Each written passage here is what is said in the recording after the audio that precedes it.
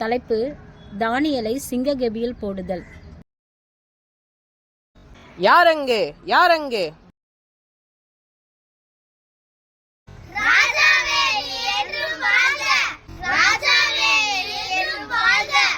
நான் செய்த சிலையை 30 நாள் வரைக்குள் யார் வணங்கவில்லையோ அவர்களை சிங்கக்கெபியில் போடப்பட வேண்டும் என்ற சட்டம் இருக்கிறதல்லவா? யார் வணங்கவில்லையோ அவர்களை சிங்கக்கெபியில் போட்டு விடுங்கள். தானியேல் மீது விசேஷித்த ஆவி இருந்தபடியால் தானியேல் மீது ஒரு கரிசனை இருந்தது. ராஜாவிற்கு தானியேலை பற்றி சிந்தித்துக் கொண்டிருந்தார். தானியேல் மீது குற்றம் சுமர்த்த தேசாதிபதிகள், பிரதானிகள், தலைவர்கள் முறுமுறுத்துக் கொண்டிருக்கிறார்கள்.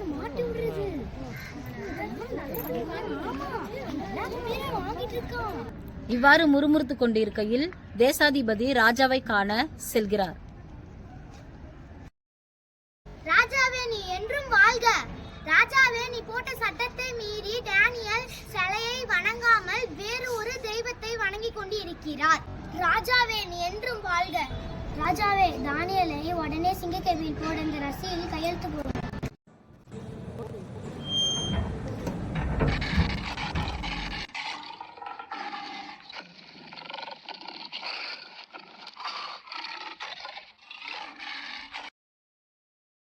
ராஜா கெபியை நோக்கி ஓடி வந்து உரத்த சத்தமாய், தானியேலே தானியேலே, ஜீவனுள்ள தேவனுடைய தாசனே, நீ ஆராதித்த உன் தேவன் உன்னை தப்புவித்தாரா?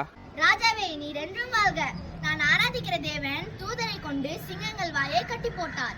இந்த கதையின் மூலம் நாம் தெரிந்து கொள்வது என்னவென்றால், தானியேலைப் போல இடைவிடாமல் தன்னுடைய தேவனை நோக்கி விசுவாசத்தோடும் உண்மையோடும் ஜெபித்து கொண்டிருக்கும் பொழுது ஆபத்து காலத்தில் தேவன் நமக்கு பாதுகாப்பாக இருப்பார். ஆமென்.